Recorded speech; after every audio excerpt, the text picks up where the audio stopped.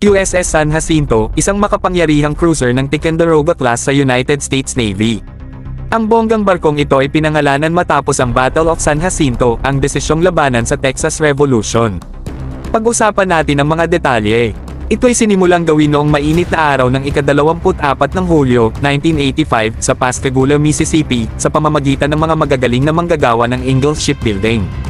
Nang may patag ang kanyang mga batayang bahagi sa tubig noong ika-11 ng Nobyembre, 1986, siya'y ipinagmamalaki na siyang pinaglingkuran noong ika-23 ng Enero, 1988. At hulaan nyo kung sino ang nagkaroon ng karangalang magsagawa ng seremonyang ito.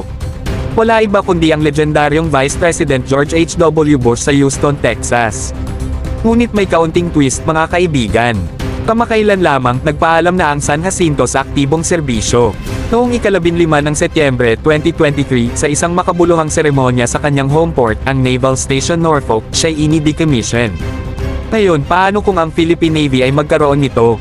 Isipin nyo lang ang mga posibilidad. Kailangan ng Philippine Navy ng mga barko tulad ng San Jacinto, at wala kang masasabi kundi isang napakalaking dagdag sigla ito sa kanilang flota.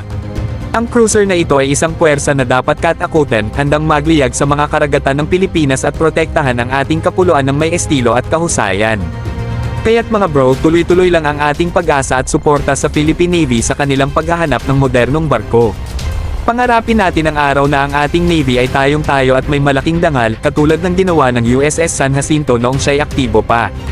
Manatili para sa higit pang nakaka-excite na mga balita, at huwag kalimutang mag-like, mag-subscribe, at ibahagi ang inyong mga saloobin sa comment sa ibaba.